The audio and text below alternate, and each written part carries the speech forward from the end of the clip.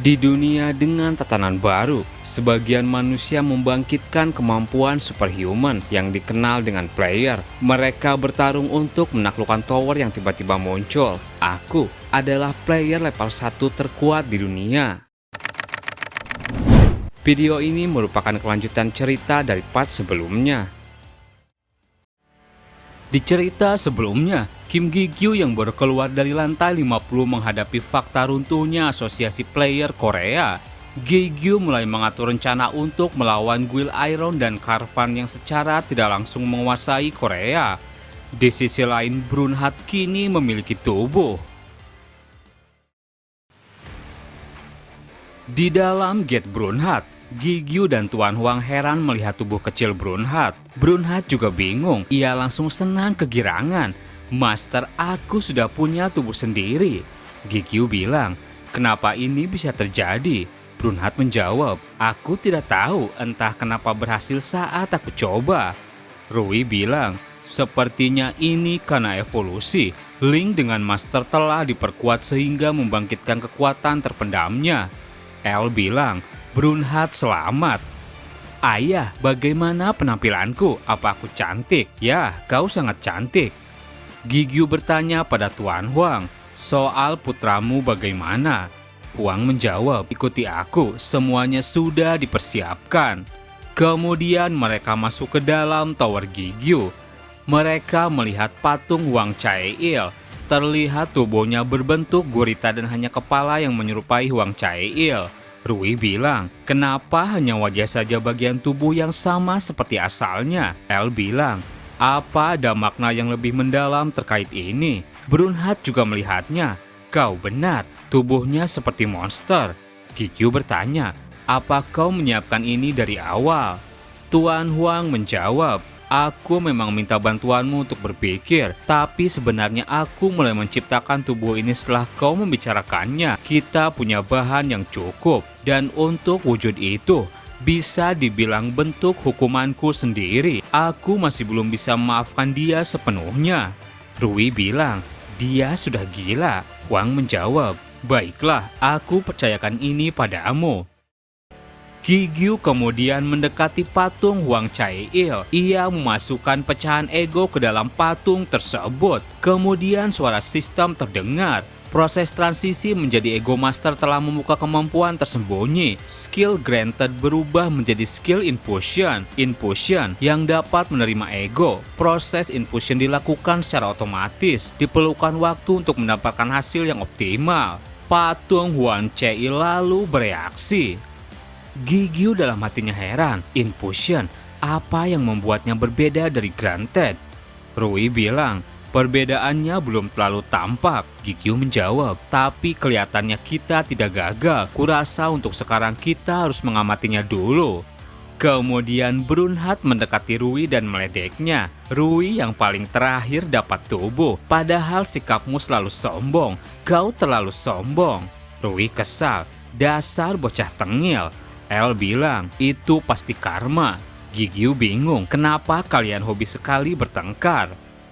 Kemudian Gi-gyu bertanya pada Tuan Huang, untuk sekarang kurasa tidak ada yang bisa kita lakukan. Kita harus bertemu dengan Hyung Cheol, player paparazi waktu itu. Huang menjawab, pemuda yang kau tangkap dahulu. Saat ini dia sedang ada di ruang bawah tanah. Voti sedang mengurusnya. Gi-gyu bertanya lagi, sebelum aku kembali, kau bilang akan membuatnya menjawab pertanyaan apapun bukan? Apa berjalan dengan mulus? Huang menjawab, tentu saja, sekarang dia sudah sangat patuh. Di ruang bawah tanah gate Brunhat, Hyung Cheol terlihat sedang memegang sekop dan menggali tanah. Sialan, memangnya ini bisa disebut masuk akal? Bisa-bisanya disuruh membuat sungai sendirian. Setelah itu Gi-gyu menghampirinya sambil membawa makanan. Hyung Cheol makan dengan lahap. Gi-gyu bilang, makan pelan-pelan nanti kau tersedak. Rui bilang, sepertinya kau belum makan untuk waktu yang lama. El bilang, musuh master tidak pantas menerima ampunan. Hyung Cheol lalu tersedak. El bilang, dia sedang dihukum. Rui bilang, bukankah terjadi masalah jika dia mati? Gi-gyu bingung sendiri.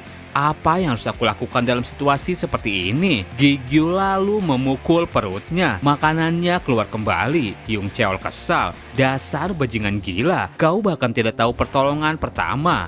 Gigyu menjawab, aku tahu apa yang harus dilakukan, jadi aku melakukannya dengan benar. Sudahlah, sekarang aku mau dengar ceritanya saat aku mendatangi ruangan kesehatan asosiasi. Kenapa kau mengikutiku?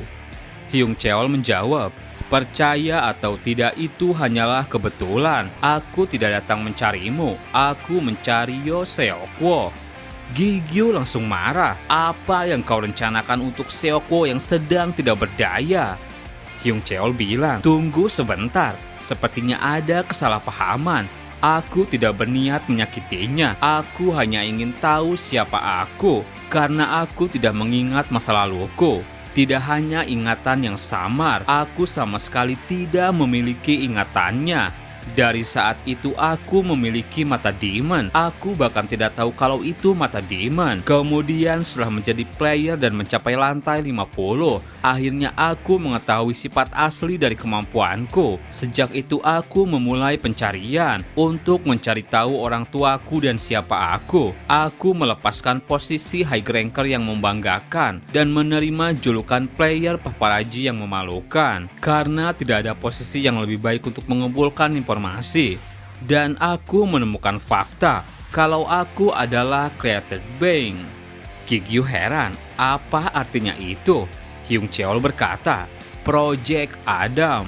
Itu rencana yang dijalankan Guil Karvan untuk membuat senjata pemungkas. El bilang, Master, Adam adalah makhluk pertama yang diciptakan. Rui bilang, keberadaannya diwariskan turun-temurun seperti legenda, tapi yang diketahui apakah memang benar dia ada? Gigyu bertanya, jadi apa itu Project Adam? Apa itu sebuah rencana untuk mensumuan Adam yang dikisahkan? Hyung Cheol menjawab, bukan, itu hanyalah nama yang mengimplikasikan kekuatan besar. Rui meledek, kekanak-kanakan sekali, kenapa tidak disebut Project Dewa sekalian? Gigyu bertanya, bagaimana kau bisa mendapatkan informasi itu?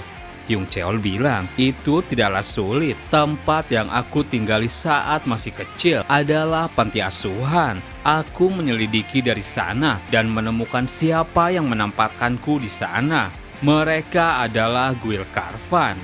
Gigyu dalam hatinya berpikir, jika itu saat dia masih kecil, itu pasti sudah bertahun-tahun yang lalu. Jadi Guil Karvan sudah beroperasi di negara ini selama itu. Gigyu heran, tunggu, jadi alasan kau mendatangi Seokwo benar. Dia termasuk dalam Project Adam. Dia dianggap sebagai produk gagal yang dibuang sama sepertiku. Itulah Seokwo.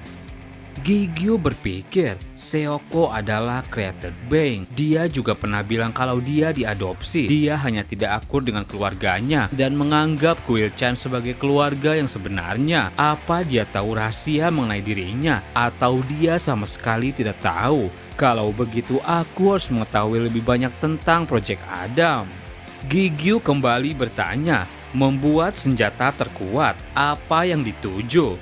Hyung Cheol menjawab, Guil Karvan mungkin sudah bertahun-tahun mengumpulkan informasi dan aku tidak tahu banyak.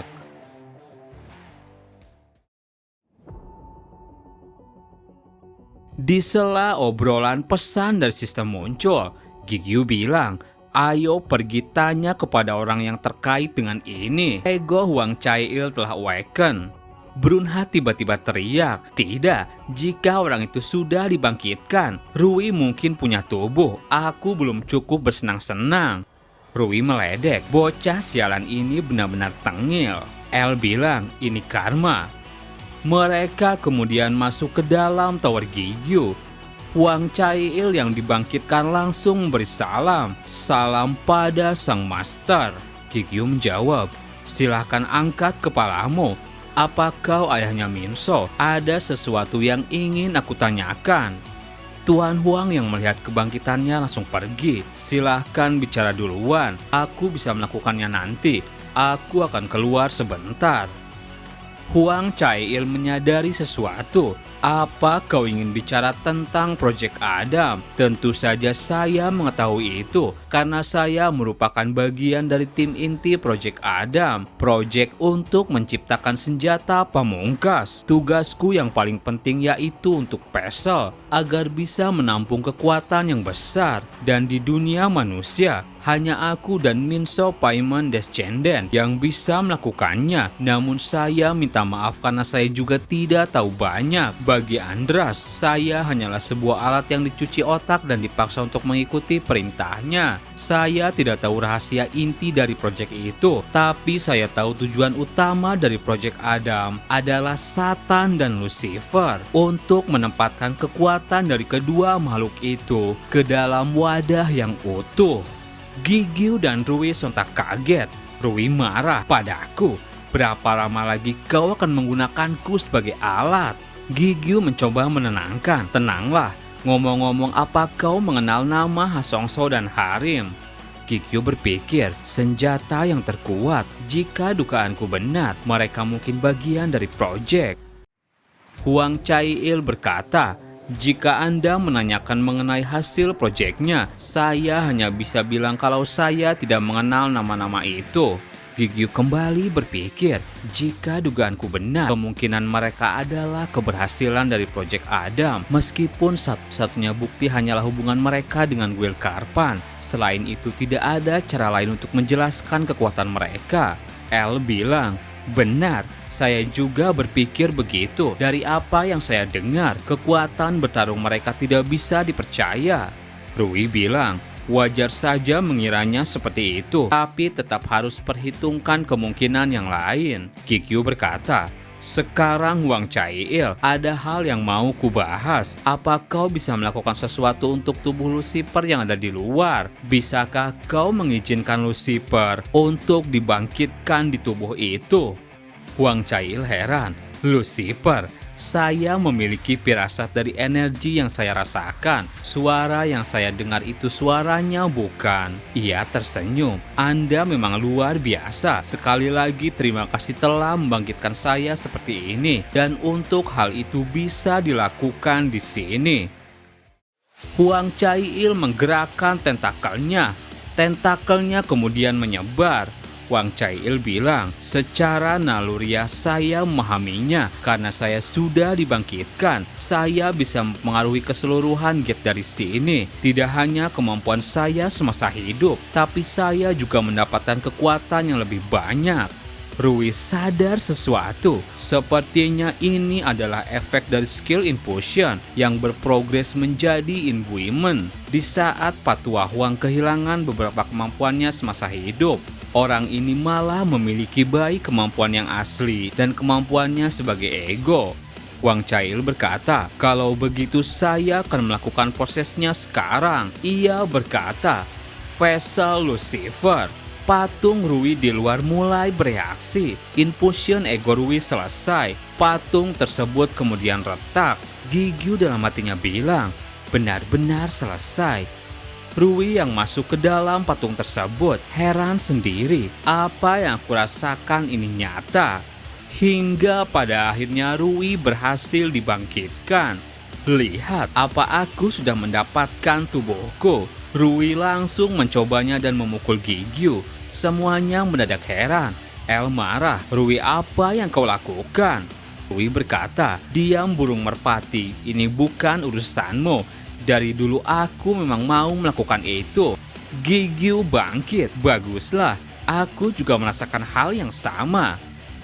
Di sisi lain, Huang Chai-il melakukan sesuatu dengan tentakelnya. Ia bisa merasakan keseluruhan gate. Struktur gate secara garis besar terdiri dari 3 tingkat. Tingkat pertama yaitu Sky Island, di mana para Griffin yang dipimpin oleh King Griffin berada. Tingkat kedua yaitu Ground, markas para undead yang mengikuti Lich. Dan tingkat ketiga yaitu Underground, wilayah yang dipimpin oleh Fortis. Jumlah belalang diperkirakan ada lebih dari 1000, tetapi mereka masih dalam bentuk kepompong. Di bawah sana akan menyeramkan saat mereka bangkit.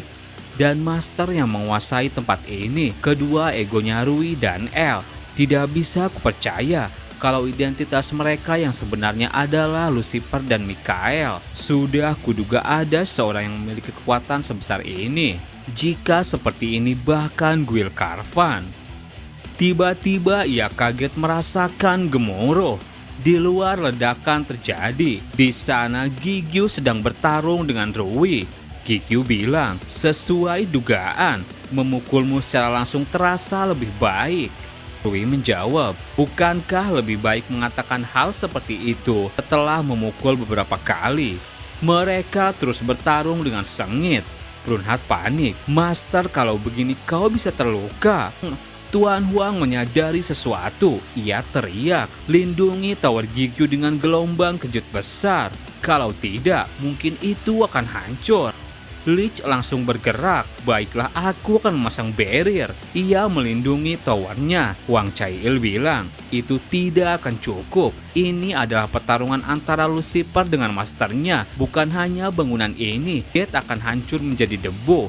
Kita tidak punya pilihan selain mengisolasi ruangannya sendiri. Huang Chaiil lalu menciptakan lingkaran sihir dan memindahkan Tower Gigyu. Rui sadar itu. Ini pasti kemampuan si pria gurita itu. Tindakannya cukup cerdas. Sekarang tidak perlu mengkhawatirkan kerusakan gate-nya. Rui datang menyerang. Kita tidak perlu menahan diri lagi. Gigyu juga bersiap memukul. Ayo kita lakukan. Keduanya kembali bertarung dengan kekuatan penuh. El khawatir, Master, apa aku juga harus turun tangan? Gigyu hanya tersenyum. Tidak, El, ini adalah urusan kami berdua. Rui bilang, benar merpati. Campur tangan lainnya akan jadi penghinaan baik kepadaku maupun Master. Gigyu bisa menahan serangan Rui, tapi Gigyu merasa ada yang aneh. Kenapa aku kewalahan? Wajar kalau Rui kuat, mungkin tidak seperti dia di masa keemasannya, tapi berkat skill infusion, akhirnya dia bisa menggunakan kekuatannya. Tapi Rui dan aku terhubung melalui link. Kekuatan Rui adalah kekuatanku, dan kekuatan dari ego lainnya juga. Tapi kenapa aku kewalahan? Rui berkata, aku tahu alasannya kenapa aku lebih kuat dibandingkan Master. Gigyu memberi serangan yang berhasil dihindari. Rui memberi tendangan yang tidak bisa dihindari Gigyu. Rui berkata, Master terlalu cepat menjadi kuat dan tidak ada krisis serius. Dengan kata lain, kau tidak bisa memanfaatkan seluruh kekuatan yang kau miliki. Gigyu terus menghindar, tidak bisa mengendalikan kekuatan sendiri. Itu sama seperti yang dikatakan Lupiter.